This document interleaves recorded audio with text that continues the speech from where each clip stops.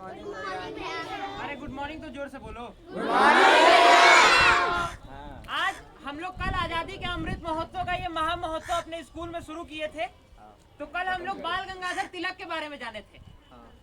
हमारे इतिहास में गांधी जी को ही दिखाया गया और कांग्रेस को ही दिखाया गया है, ठीक है।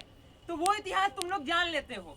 मेरा लक्ष्य है कि जो इतिहास की किताबों में नहीं दिखाया गया है अगले 14 दिन के अंदर वो सारा इतिहास तुम्हारे सामने प्रस्तुत कर दें।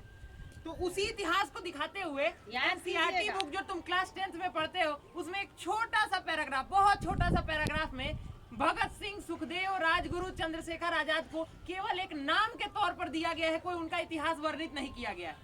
तो हम सोचे कि आज अगर हम दूसरे दिन बढ़ रहे हैं तो हम लोग उनके ऊपर डिस्कस कर लेते हैं। और इससे रिलेटेड आपको एग्जाम में 2, 4, 5 नंबर का क्वेश्चन डाला जाएगा, इसलिए बहुत ध्यान से सुनिएगा मेरी बात। हाफ ईयरली में हो या एनुअल में हो, नॉलेज आपको यहाँ से दिया जा रहा है तो क्वेश्चन भी डाला जाएगा, ये ध्यान रखिएगा। अब ध्यान दीजिए, हमारे यहाँ कल हम लोग क्या पढ़े थे कि 1920 के दशक तक बाल गंगाधर तिलक थे। बाल गंगाधर तिलक के युग जब समाप्त हुआ तो उस युग से एक युग प्रारंभ हुआ। उस युग का नाम है गांधी युग। गांधी युग में गांधी जी को पूर्ण तरह इतिहास में वर्णित कर दिया गया, बाकी लोगों को छांट दिया गया, धूमिल कर दिया गया इतिहास में। 1921 में असहयोग आंदोलन चला था, ये तो सबको याद होगा, सबको पता है। 1922 में गांधी जी असहयोग आंदोलन वापस ले लिए थे। एक बहुत बड़े अपने आजादी के स्वतंत्रता सेनानी थे चंद्रशेखर आजाद, और आज का पूरा मेरा जो भाषण है वो उनके ऊपर केंद्रित रहेगा। राम प्रसाद बिस्मिल जो थे वो एक पार्टी का स्थापना किए थे जो अहिंसा के रास्ते पे नहीं, हिंसा के रास्ते पे चल करके देश को आजादी दिलाने की तरफ बढ़ रही थी। हिंदुस्तान रिपब्लिकन एसोसिएशन उसका नाम था। जब बिस्मिल के बाद उसका कमान चंद्रशेखर आजाद के हाथ में आया। चंद्रशेखर आजाद के पिता गांधी जी के बहुत बड़े समर्थक हुआ करते थे, वो असहयोग आंदोलन में भी सम्मिलित हुए थे। लेकिन जब गांधी जी वापस लिए तो उस समय उनका उम्र केवल 16 साल था, बिल्कुल 10th क्लास वालों की तरह। तो गर्मी में खून में उतना ही था। वो सोचिए क्या अहिंसा वहिंसा करेंगे, सीधे बम बम पटकते हैं, सीधे आजादी लेंगे, 10 मिनट के अंदर आजादी मिल जाएगा, ठीक है। उनके बारे में आज हम बताते हैं। दुनिया के इतिहास में बहुत से स्वतंत्रता सेनानी हुए।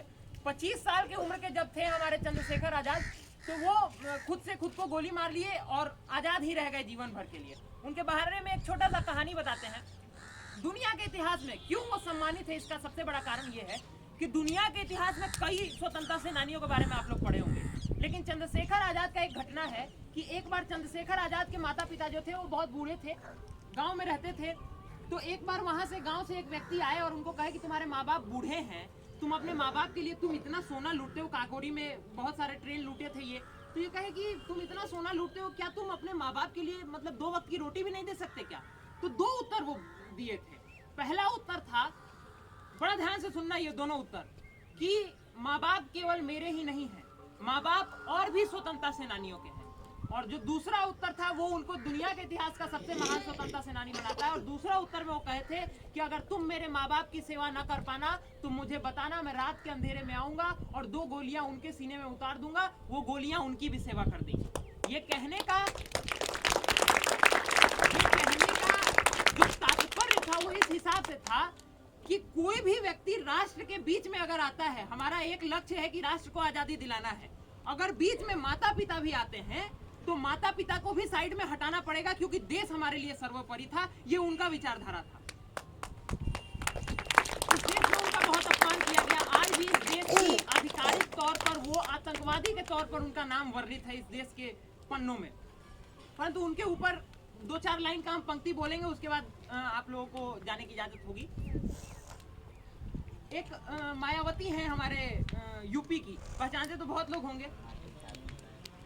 वो एक बार कही थी कि चंद्रशेखर आजाद कौन है, वो तो एक आतंकवादी है, उसका पूजा करके क्या होता है, ठीक है। तो चंद्रशेखर आजाद पर हम वही पंक्ति बोलना चाहेंगे कि शेखर महायज्ञ का नायक गौरव भारत भूखा है, जिसका भारत की जनता से रिश्ता आज लहू का है, जिसके जीवन के दर्शन ने हिम्मत को परिभाषा दी, जिसकी पिस्टल की गोली ने इनकलाब को भाषा दी, जिसकी यश गाथा भारत के घर घर में नौचुंबी है, जिसकी छोटी सी जिंदगानी कई युगों से लंबी है, जिसके कारण त्याग अलौकिक माता के आंगन में था, इकलौता बेटा होकर भी आजादी के रण में था, जिसको खूनी मेहंदी से भी देह रचाना आता था, आजादी का योद्धा केवल चने चबेना खाता था, अब तो नेता पर्वत सड़के नहरों को खा जाते हैं, नए जिले के शिलान्यास में शहरों को खा जाते हैं।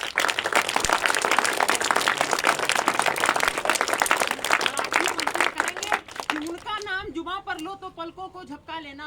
ये पंक्ति अपने दिमाग में नहीं, अपने दिल में रखिएगा हमेशा, वो किसी भी स्वतंत्रता सेनानी के लिए हो, कि उनका नाम जुबां पर लो तो पलकों को झपका लेना, उनकी यादों के पत्थर पर 2 आंसू टपका देना। और देखो भगवान की आंसू टपका देना, उनकी यादों के पत्थर पर 2 आंसू टपका देना।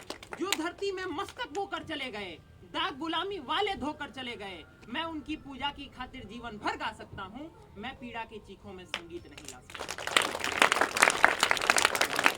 जय हिंद, जय भारत, भारत माता की जय। मेरे साथ जयकार करो, वंदे